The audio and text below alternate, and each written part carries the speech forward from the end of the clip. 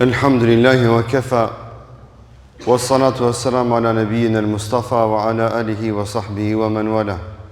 Thumma amma ba'd. Allahu azza wa jalla falënderojmë, për ti falë dhe ndihmë kërkojmë, kurse salavatet dhe selamat Muhammed Mustafas sallallahu alaihi wasallam ja dërgojmë. Të nderuar, assalamu alaikum wa rahmatullahi wa barakatuh. Vazhdim me përshkrimin e jetës së Omerit radhiyallahu anhu dhe sot jemi në pjesën private të përshkrimit të jetës së Omerit radhiyallahu anhu, ku përmendemi bashortet e tij dhe fëmijët e tij. Një informat rrallëherë përmendun se me kanë ka qenë i martuar Omeri radhiyallahu anhu, me kanë ka vazhdu të jeton së bashku, me kanë është ndarë, sa fëmijë kalon nga secila bashorte. Kush kanë qenë ato gra, ato besimtare? Çfarë roli kanë pasur në shoqëri? Një përshkrim privat i jetës së Omerit radhiyallahu anhu që ulemat islam e kanë shënuar në për librat islame, që me njoh mirë dhe fort personalitetin e tij prej së afërmi, edhe brenda shtëpisë së tij, edhe brenda familjes së tij, edhe brenda evladëve të tij. Nga bashortet e Omerit radhiyallahu anhu ka qenë edhe Gjemiletu bintu Thabit el-Ansariya. Gjemilja e bia e Thabitit, e cila ka qenë medinelike, nga mesi i Ensarve. Gjemilja e ka pas emrin Asia. Asia. Nëse unë Imam Muslimit përmendet kur Muhamedi sallallahu alaihi wasallam pari herë takoi Gjemilen, realisht pari herë kur takoi Asian, i tha ti nuk je Asia, po ti je Gjemile. Prej sot ti je Gjemile. I tha kështu, shkaku se kuptimi i emrit Asia do më thonë mëkatare, gjunaqare. Muhamedi sallallahu alaihi wasallam kur e pa atë vajzë të re, me atë emër, i tha ti nuk je gjunaqare, nuk je mëkatare, se ti ke besu në Allah, por se tha emri atë prej sot e tutje do të jetë Gjemile. Gjemile do më thonën e bukur, bukuroshe. I androi emrin Muhamedi sallallahu alaihi wasallam dhe prej gjunaqarës e boni bukuroshe. Shifeni respektin dhe kujdesin e pejgamberit sallallahu alaihi wasallam ndaj gjinisë femrore dhe në kujdesin e tij në emrat. Që shumë të ri sot duke u mundu fëmijëve tyre me u mundu emra veç dunjos që si ka askush, bëjnë gabime të hatashme kur ndëgjojmë emra do të çuditshme edhe emra shumë të këqija realisht. Pse ju tingëllon atyve mirë në vesh, do me thonë se ato emra janë të bukura. Dhe fatkeqësisht, kur të intervenosh të emri, të thush dush me andru këtë emër, e kanë gjitë emrin Mendjamat, apo e kanë gjitë emrin Zarm, e kanë gjitë emrin Gazep, në kuptime arabe ose persiane, ose kuptime të fjalëve që janë të arabizume, kur ta përkthesh emrin që e kalon fëmijës së vet, i del emri Gazep, i del emri Sher, i del Zarm, i del Telashe, apo emra të këqij që kanë manaja të këqija.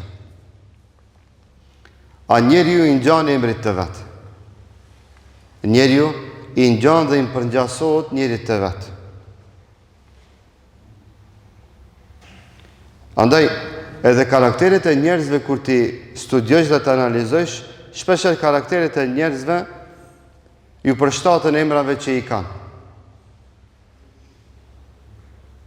Ai që ka emrin Gjemil, i bukur, zakonisht është i bukur në moral, është i bukur në pamje, ka të një bukuri ai që i ngjan emrit të vet. Ai që ka emrin Xhevat, Xhevat që themi na, është bujar, është fisnik, i ngjan emrit të vet. Dhe kështu me radhë. Andaj jemi të vëmendshëm në përcaktimin e emrat e mirë për fëmijët e tonë. S'do me thonë se emri i mirë du të me qenë veç dunjos që askush se ka, emri i mirë është ai emri i cili ka mana të mirë, i cili ka kuptim të mirë. Dhe emrat e baballarëve ton, gjyshërve ton, stërgjyshërve ton, elhamdulillah, gjitha kanë qenë me mana dhe kuptim të mirë.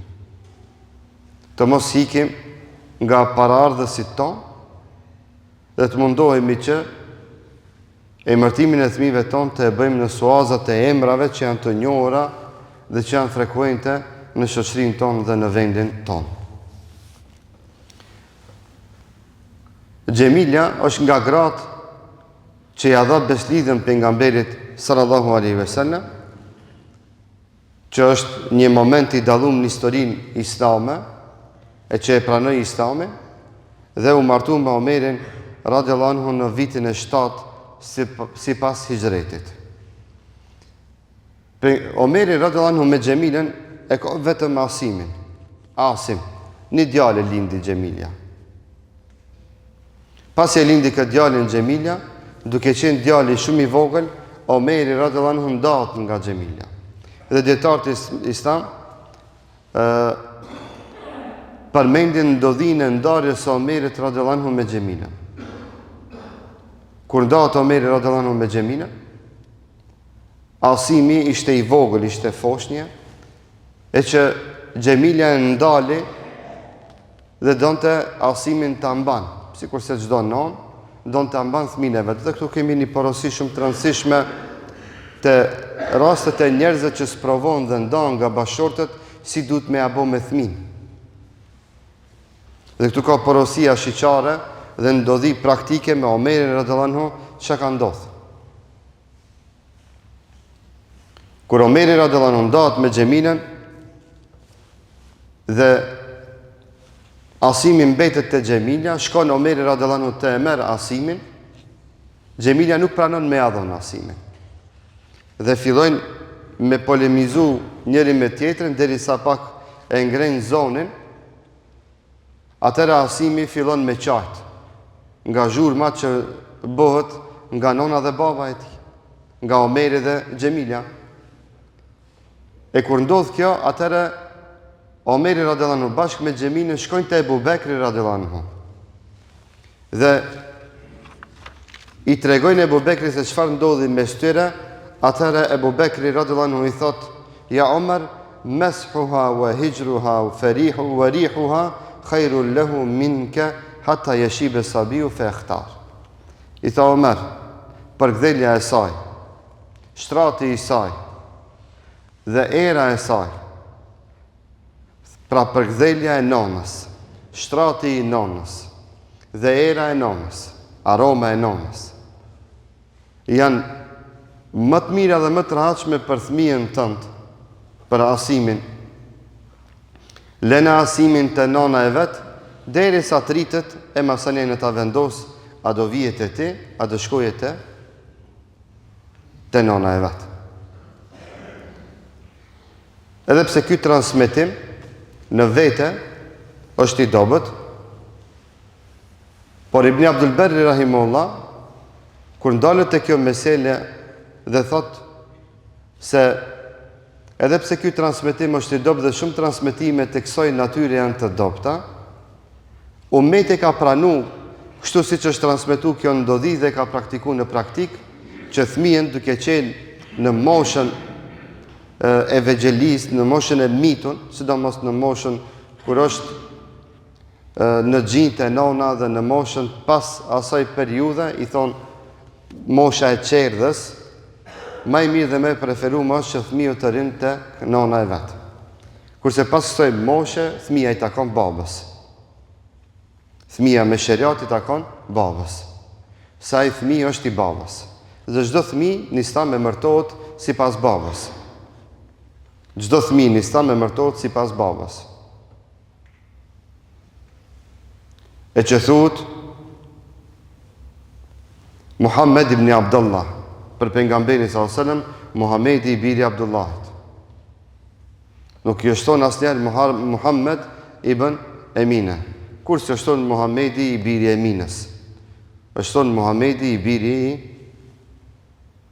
Abdullahut, e që ndodh gabim prej gabimeve fatkeqësisht në trojet tona, që tek varezat në tallkin veça me ia këndu, me ia përmend emrin dhe me tregu se filoni është i biri i filonit, thot filoni është i biri i filonës. E që në sheriat, thmia i mbështetet babës dhe thmia i emërtohet babës. Thot filoni i biri i filonit. E kur kam pyet ndonjëherë pse kështu, çdo herë kam marrë një përgjigje të çuditshme që nuk është në rregull kjo, që më ka thonë nona i dihet sigurt se ajo e ka lind e baba mundet me pas shive. Në Islam baba kur nuk ka shive. Te musliman baba asnjëherë nuk ka shive. Dhe arsyetime tjera që fetarisht nuk mbajnë dhe nuk kanë bazë, vetëm te jahudit fëmia i përshkruhet nonës. Te jahudit fëmia i përshkruhet nonës. Dhe te jahudit, nëse lind dhe nonën e ki jahudike, edhe ti e jahudi. Nëse lind baba jahudi e nona ndonjë lloj tjetër krishterë apo diçka tjetër, atëherë nuk je jahudi. Se nuk i mbështetet fëmia në babën, por se tek ata i mbështetet fëmia nonës. Vetëm si ndërhyrje momentale ashtu më ardh, e të kem parasysh se Omeri radhiyallahu anhu e zbatoi dhe praktikoi aty për aty vendimin e Ebu Bekrit radhiyallahu anhu. Dhe asimin e la në duart e Ebu Bekrit, në duart e Xhemiles, bashortës vet me vendimin e Ebu Bekrit radhiyallahu anhu. Asimi, i biri i Xhemiles, është stërgjyshi i Omer ibn Abdulazizit. Është stërgjyshi i Omer ibn Abdulazizit. Se nona e nonës Omer ibn Abdulazizit është bia e Asimit. Asimi i cili është i biri i Omerit radhiyallahu anhu.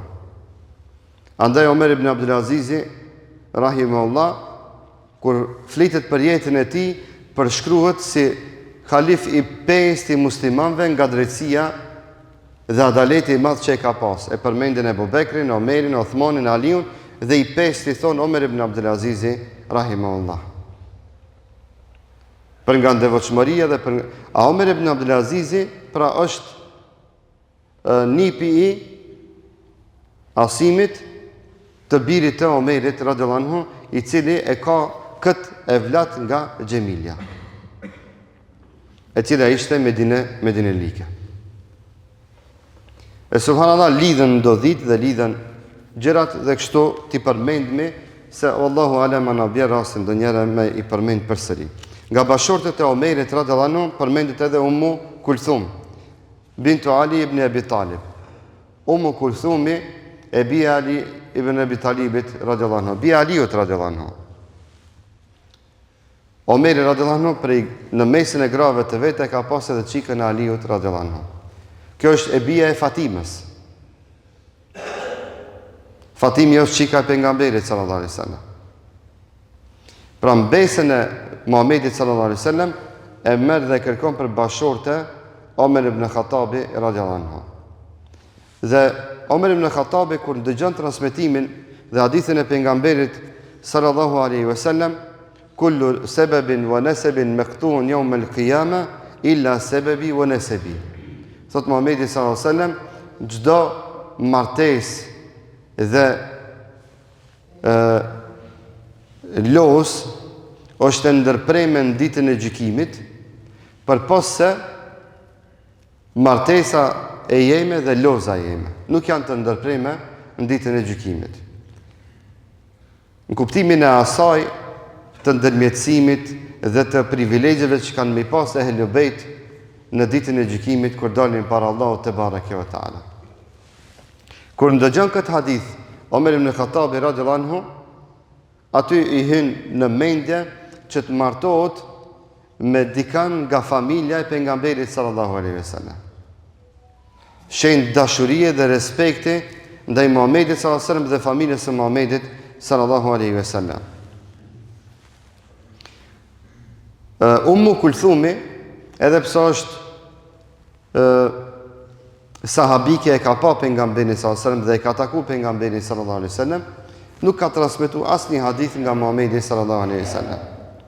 Andaj nuk përmendet në hadithet pejgamberit sallallahu alaihi wasallam si transmetuese e haditheve të Muhamedit sallallahu alaihi wasallam. Të tregimi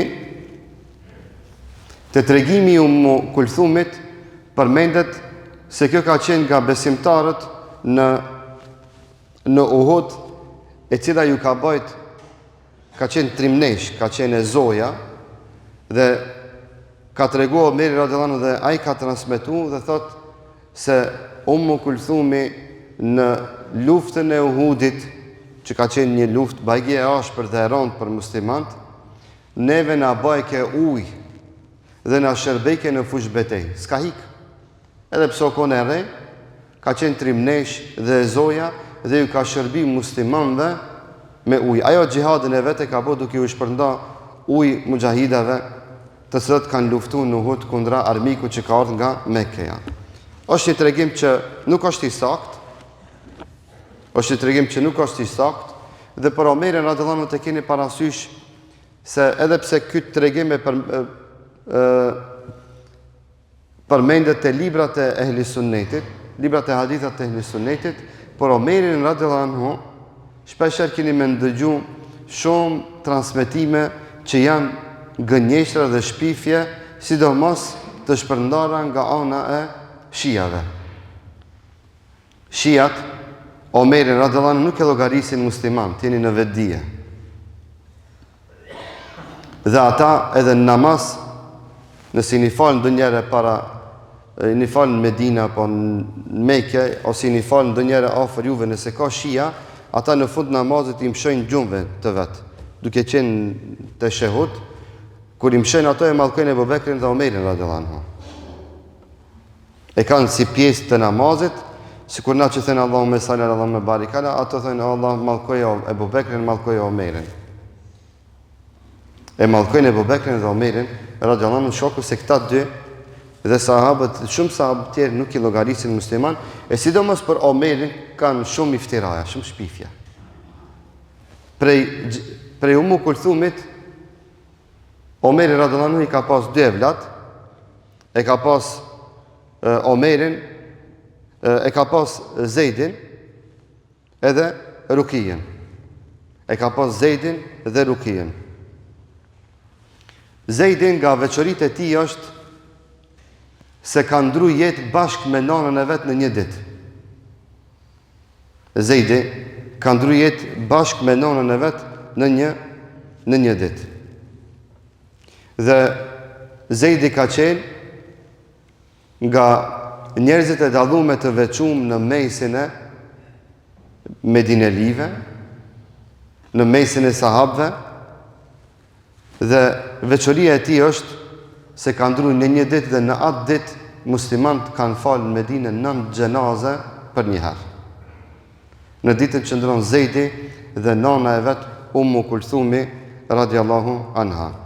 Dhe bia e tij Rukia, e cila është martu me Ibrahim ibn Nuaimin dhe ka jetu me atë deri në vdekje dhe është voros në Beki, Rukia bia e Omerit radhiyallahu anhu.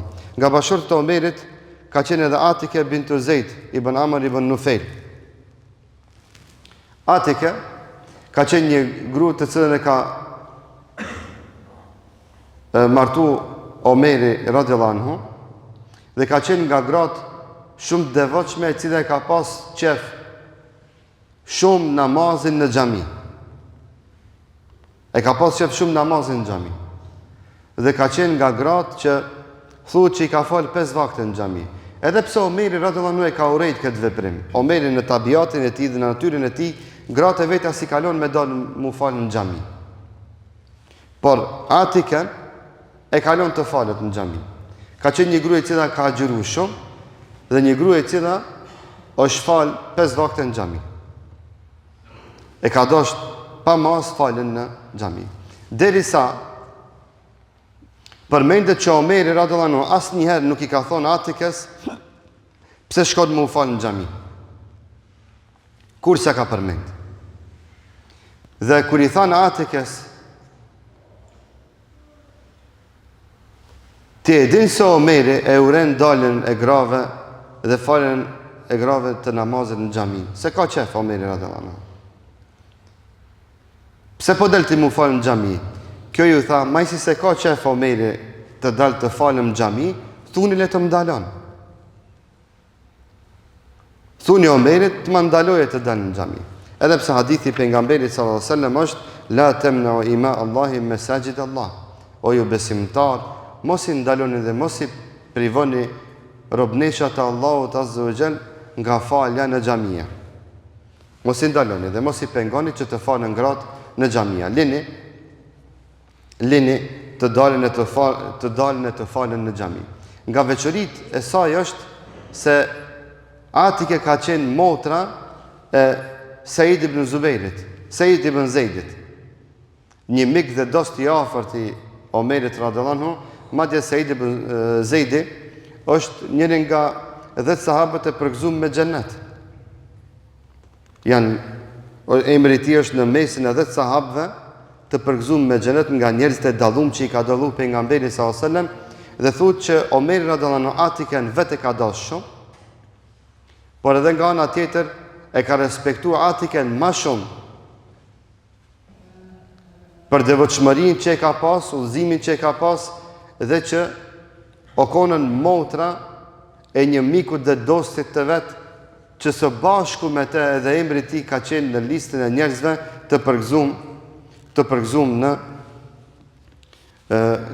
përgëzum me xhenet nga gjuha e pejgamberit sallallahu alaihi wasallam.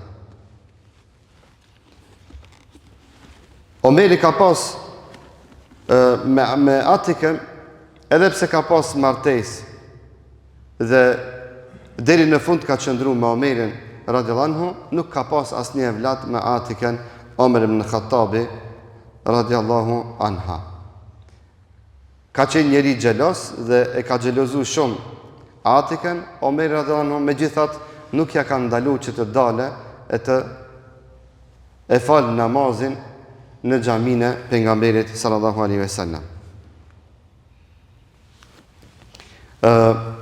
Nga fëmit, po më falni, kjo më paska hik, nga fëmit e Atikes me Omerin është vetëm Iyadi.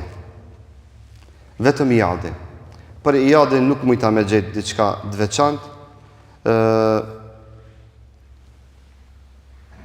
Madje edhe disa historianë edhe nuk e përmendin Iyadin si fëmijë të Omerit, por wallahu alem autori i librit thotë se Iyadi është nga djemtë e Omerit radhiyallahu anhu dhe nuk ka në histori që përmendet më e gjatë dhe më e gjon për Iyadin në lidhje si fëmijë i tij i Omerit pra radhiyallahu anhu.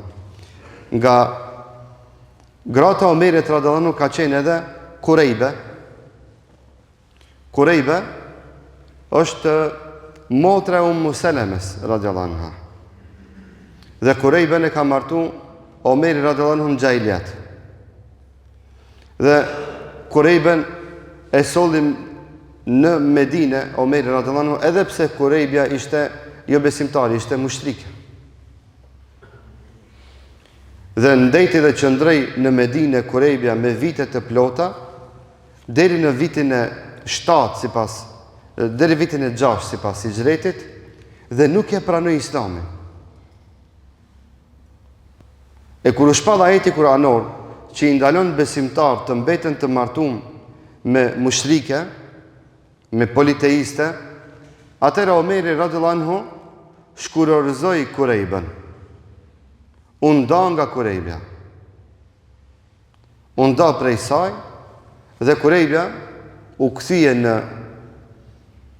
në Mekë. U kthye në Mekë dhe deri në çlirimin e Mekës mbeti si jo besimtare, në çlirimin e Mekës e pranoi Islamin dhe u martu me dikë tjetër. Dhe vazhdoi të jetojë në Mekë dhe nuk u kthye më asnjëherë në Medinë Kurejbja radhiyallahu anha.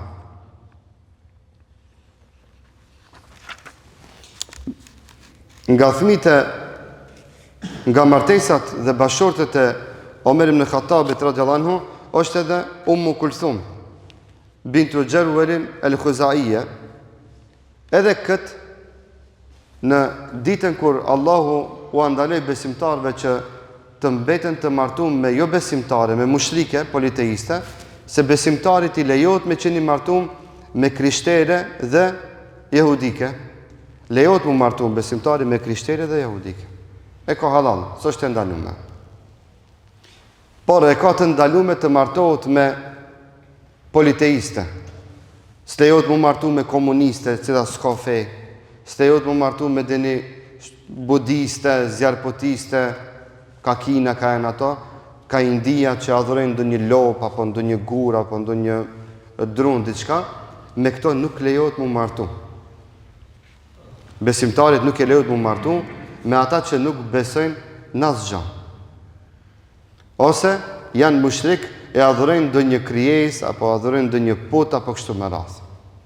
Dhe të jeni të vëmendshëm të rit ton se sot qarkullimi me botë është shumë i lehtë dhe udhtojnë në vende të ndryshme dhe mundet me ndodhë që ndonjë i ri joni mu dashurun me ndonjë vajzë e cila në sy i duket e mirë dhe i pëlqen karakteri i saj, du të pas kujdes që me pyet për fenë e saj. E që nëse është politeiste, është budiste, është zjarpotiste, është komuniste, është ndonjë ideologji e cila s'ka të boje me fejt hynare, nuk është as muslimane, as krishtere, as jahudike, me pas parasysh që nuk lejohet mu martu me ato. Omeri radhiyallahu anhu ka në mesin e grave 2 gra ka pas në Medinë që kanë qenë mushrike. Edhe pse kjo konë musliman, këto janë konë jo muslimane. Kanë adhuru diçka tjetër. Deri në vitin e 6, sipas hijretit i ka marrë Medinë Omeri radhiyallahu anhu gratë veta. I ka respektu, i ka nderu, edhe pse s'kan besu. Nuk u ka imponu asnjëherë fejen. Kush ka qenë Omeri radhiyallahu anhu? Vallai këtë informatë asun se kom ditë. Duke u përgadit për ders, mësova diçka të re edhe unë. Asun se kom ditë se në Medinë ka pas gjatë gjithë kohës deri në vitin e 6, sipas hijretit Omeri radhiyallahu anhu me vete 2 gra mushrike. Dhe kush sa të sertna e dim dhe e njohim me paraqesim Omerin radhiyallahu anhu, asnjëherë nuk u ka imponu grave të veta islamin, imanin. I kalon të lira. I kalon ato vetë me vendosë dhe me përzgjedh a do jenë muslimane, a do jenë mushrike. Derisa u shpall ajeti kuranor që Allahu andaloi besimtarve me ndet bashkë me një shtëpi të martuar me mushrike. Atëherë Omeri radhiyallahu anhu i liroi, i shkurorzoi të dijat. Dhe të dijat u kthin në Mekë dhe të dijat do të thotë dikur ma vonë e pranuan edhe islamin. Omeri radhiyallahu anhu Ummu Kulthumin e ka martuar në Mekë, është martuar në Mekë në kohën e ignorancës. Para se të vije islami dhe vazhdoi të jeton me ta deri në vitin e 6 sipas hijretit.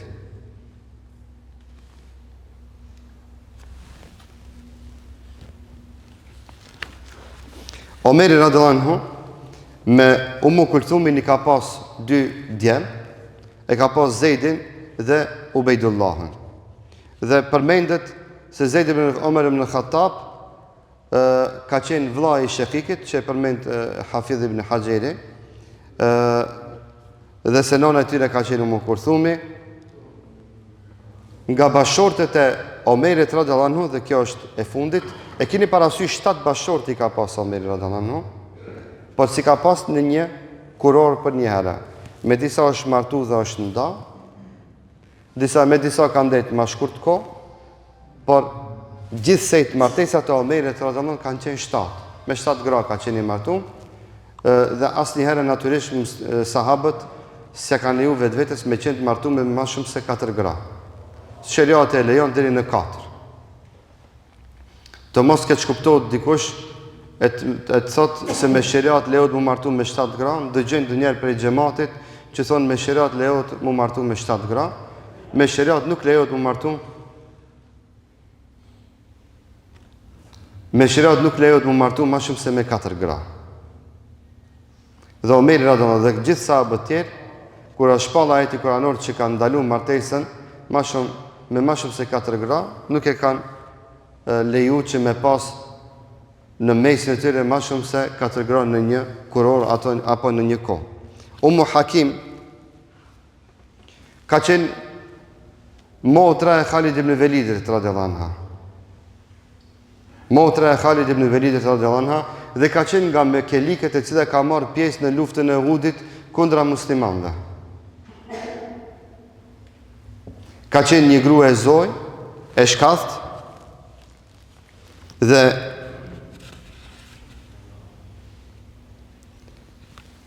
Omeri radhiyallahu anhu, pasi që bashorti i saj, Ikrime ibn Abi Jahl, ndron jetë, e pasi që i ndron jetë edhe buri i dytë, Ikrime ibn Abi Jahl tani në dieni se ndron jetë si shahid.